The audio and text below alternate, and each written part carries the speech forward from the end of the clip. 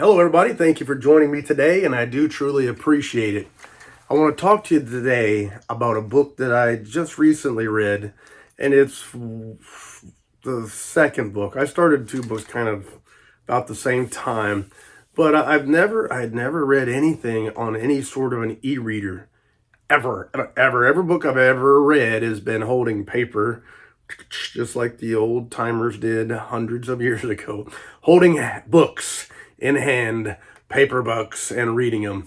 And I've been very resistant for many reasons, mostly because I didn't have an e-reader and I didn't go buy one, stuff like that. Just it's something I would have had to do, and I didn't ever do it.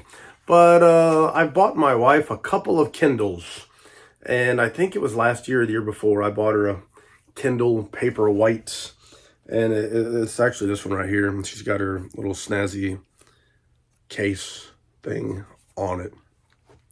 But I bought her this for Christmas, and she reads a lot of books on here. And just watching her read it, it kind of looks handy, convenient. But still, I resisted. In fact, this year for Christmas, she said, "You want me to buy you a Kindle?" And I said, "I don't know, maybe. I don't know anything about them." And anyway, she might have got me one. I don't know. Christmas is not here yet. But I got a chance for a NetGalley Digital Arc Advanced Review copy of an upcoming Philip Fracassi science fiction novel called The Third Rule of Time Travel, or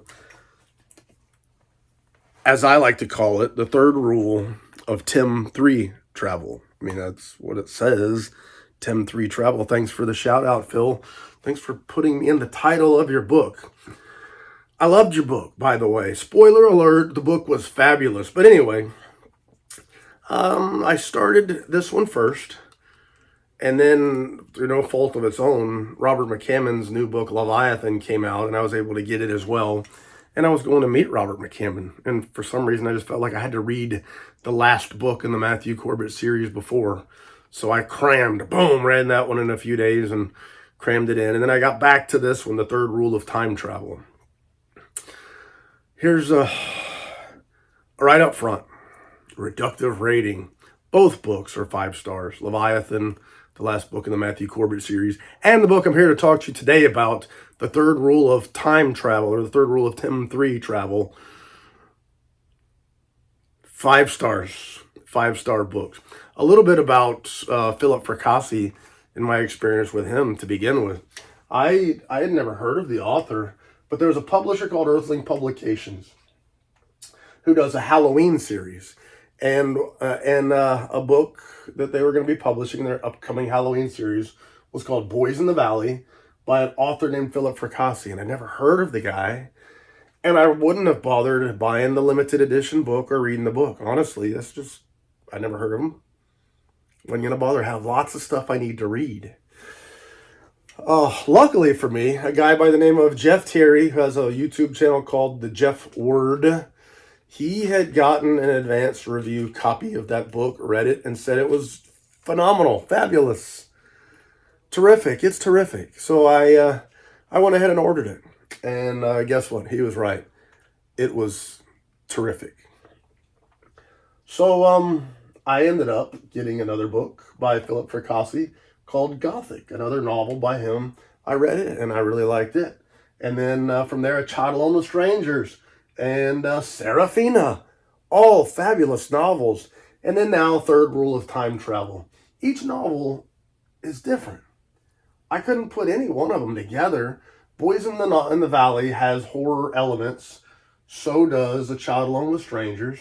Gothic would be a little bit more set in the horror genre. The Third Rule of Time Travel would be science fiction. Sarafina, historical fiction with horror in it as well. So he's a guy that moves around. He kind of creates his own niche in whatever topic he's writing in. But having read The Third Rule of Time Travel, one thing I'll tell you right up front, every single one of these Philip Fracassi books I've read, within the first few pages, I immediately get so comfortable. Not comfortable in the story, but comfortable in the reading of the story. It's like you put on the glasses and then whew, I'm in. Just like that. Boom, I'm in. And that he's that kind of a writer for me. It doesn't take any time at all before I'm in the flow, I'm in the groove, I'm in the book, and it just feels comfortable, like home, like I belong here. And that's been the way for every Philip Fracassi book. Some of my favorite authors aren't like that. Some of my favorite authors, it takes a little bit to kind of get into the swing of their pacing, their voice, whatever, their prose, to get into the story, to get past the developing of the characters. With the Fracassi book, I feel like I'm in, and then the characters come to me. I don't feel like I'm trying to stumble over who's doing what and where they're at and all these kinds of things, and then I slowly start to get it all figured out and mapped out, and then I get a handle on the story. I feel like, boom, I'm in, and then the characters start to come to me. The story starts to come to me. So he's that kind of writer for me, and which is nice. And then also, Philip is a great fellow. There's a Facebook fan group called Fracassi Freaks, and he's active in there. Takes good care of people. It's good to people. So it's nice to have good people that you can pull for and root for, and you can honestly say good things about. When you have a great author, a great writer, who's really finding success, and is a good fellow, it's a nice thing. You can really pull for somebody. You can really help try to push somebody, knowing that if you can get somebody to read the Philip Fracassi book, you're probably creating a fan of Philip Fracassi, and he's that kind of writer. But the third rule of time travel, like everything else Philip has done that I've read so far, he's done things that you could kind of compare to other famous authors or other famous stories, but not really. So you can take basic elements of the story and you can compare them to stuff that other people have done. I mean, it's real easy. The third rule of time travel. You can read this synopsis and you can say, okay, there's some Blake Crouch, there's some H.G. Wells, whatever. There's some comparisons from other authors, from other great authors, from other great stories. But once you actually get into reading it, you find out it's his own thing, and he makes it his own. And every book he's written so far that I've read, he makes it his own. But the third rule of time travel is, it says time travel. It's not, I'm not spoiling anything. It's a lot about time travel. But do you really know? Do we really know? We don't. And I think in the essence, in the most basic part of it, it's about science, and it's about human nature, exploration and science, and it's about maybe we can do things, but should we? Are some of these things that we're messing with, do we understand it well enough to know that we're really not making a big, huge mistake? Do we jump off in a little bit too quickly only to find out that the repercussions are more than we're willing to handle, or more than maybe others are willing to handle on our behalf? The troubles that we cause, the bigger picture problems that we cause. Should we? And that's part of the vibes I got with this one, and I get that a lot with some of the science fiction type stories, some of the horror stories. It's not always can we, but should we? And maybe the research should go into more on the should we part as opposed to the can we part. Put a lot of effort in the can we and not as much effort into the should we. But anyway, that's the big vibe. I don't know how to work these things. I don't know, but you saw it. It was a Kindle, whatever, Paperwhite. Great way to read, and I'm going to end up getting one of these things. It was a good way to read the book. I'm not selling Kindles. But anyway, a time travel book that wasn't exactly, I'm getting into my DeLorean or into my machine and it's going to send me off into space, or 88 miles an hour or whatever. And then it's going to, when it stops spinning around, I'm going to step out and I'll be in the year 1985 or the year 2001 or whatever like that. In essence, you're taking a person's consciousness, their consciousness, downloading it, and then sending it off through a wormhole or something like that. I don't know. Sending it off. And there's rules. So it's the third rule of time travel. And I'm going to read off these rules. I've got them written down here for you. Third rule of time travel, there's 3 rules when it comes to this kind of travel. Travel can only occur at destination points during the previous lifetime of the traveler. These destination points are random. Rule number 2, the traveler has only enough energy to maintain contact with the arrival world for approximately 90 seconds. Rule number 3, the traveler has no ability to interact with the world they have traveled to. The time traveler can only observe. And observe was, from what I understand, the original title of the book. Now, the third rule of time travel, I think, gives a little bit more than observe. Observe could be anything. It could be a horror. It could be a romance. It could be a betrayal, cheating, whatever. So, but observe does fit the story well. We'll see. Anyway, those are the 3 basic rules. This is the third rule of time travel. The traveler has no ability to interact with the world. Rules are made to be broken, and sometimes we don't understand the rules. Sometimes the rules we set are not real. But there's a lady in here, Beth Darlow, and she's married to a guy named Coulson. They're scientists working to develop time travel. And so they come up with this rich guy who owns a big company, science company, researching all these different things, trying to make money off of science. Okay, sounds cool to me. They've got these big ideas, but they need to finance it, to build it, to prove it, and all these kinds of things. They don't have it. Takes money to do the things they want to do. So they make a deal with this rich guy, Langan Corporation. Jim Langan. We'll sell you our intellectual rights. We'll work for you. You'll fund the project. We'll build the thing. You'll own it. And we'll be able to continue to work on our project and take it as far as it can possibly go. Sounds great. Spoiler alert, it doesn't work out so well. Anyway, that's to be expected. But before this book begins, before the story begins, her husband, before the story started here, her husband, Coulson, has died. He's died in an accident. I won't go into that any farther. She's left. She has a daughter, and she's taking on his role in the project now. So she's carrying on her role and his role. And she feels like, in many cases, that she's not being treated with the proper respect that her husband would have gotten. She feels like she's getting pushed around, and that this stuff wouldn't have happened if Coulson was still here. And maybe she's not wrong.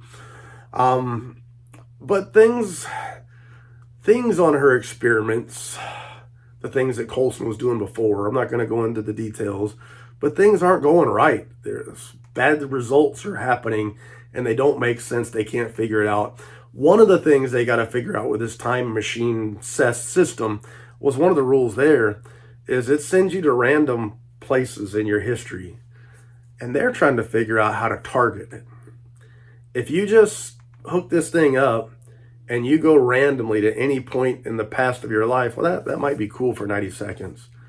But wouldn't it be better if you could choose? Wouldn't it be better if you had other choices that you could make as well?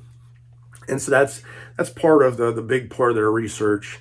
At the same time, this guy that owns this big company, he's wanting to make money, and he's got big plans, and they don't jive with what Beth is now trying to do. And she feels like she can't trust anybody. She's being betrayed, and the experiments, their travel experiments that she's taking, are not working like they ought to be working. And then suddenly, boom, there's something big that happens. Life-changing. Something that has to be fixed. And I'm not going to go on any farther than that. But the story, it's actually a rather small story. Just to tell the main points of this story, you could do it in a few pages. And that's one of the brilliant things about this book. It doesn't cover a lot of ground, a lot of space. It doesn't have all these depths and details and all these things, really. It's a pretty basic, contained story. And the book, I'm not sure how long the real book would be. I don't know. Maybe my Kindle would tell me. I don't know how to go back and tell how many true pages that would be in a book format. But it felt like a full-size novel anyway. I don't know. Let's say it's 300 pages. I don't know. 300 pages. And there's not a split second in this entire book where I feel like we need to move on. Sometimes if a story doesn't cover enough ground, you feel like, come on, let's move on a little bit. But this story, every second I want to know more. I want to know more. It was also a book that had a couple of those moments for me, those moments. And I like that. I like that when a book makes me feel that. And at the end, Philip gives you a finish. He can stick a finish. Now, he doesn't always give you the happy ending, and that has nothing to do with this book, what I'm saying here. He doesn't always feel like he has to give you the happy ending. He's an author that doesn't mind killing off characters and things like that. And again, that has nothing to do with this book. I'm not saying anybody died. Maybe everybody died. I'm not saying any of that stuff. But he's a guy that can finish it up. He can tie up a story and make it cool in the end. He can make it shocking in the end. But there's some very well-known and successful authors who can write a great book, and then that end part there, it's like they don't know what to do. So they just give you something and it sucks. And Fracassi doesn't give you stuff that sucks. So you might not always like the outcome, but the end is going to be a well-written ending. But third rule of time travel, it is a time travel story. It's science fiction, and there's a lot of science in it. And you got to kind of be careful. I mean, it's not something that requires an MIT whatever to be able to keep up with. But you can tell that Philip did not just pull stuff out of the air, that he talked to some people that knew some things about some things to get the stuff right. There's some stuff in there that makes you think, oh, is it this or is it this? You almost feel like I could have a conversation about topics that I have no business even trying to have a conversation about in terms of physics and such as that. But a science fiction book, time travel is much different, and he really knows how to write an ending to a book. Terrific storyteller and efficient storyteller. Now, I said this is a real basic story, and it's 300 whatever pages it would be, but it's still told efficiently. There's not wasted space in this book. And so the third rule of time travel is fabulous. It's terrific. And I really, truly hope that we get more stuff like this from Philip. He feels like an author that likes to stretch out a little bit. He likes to stretch out and try other things. And he's got more books coming out that sound different, even different than what he's done so far. So it sounds like he might be stretching out even a little bit more far into some more fun things.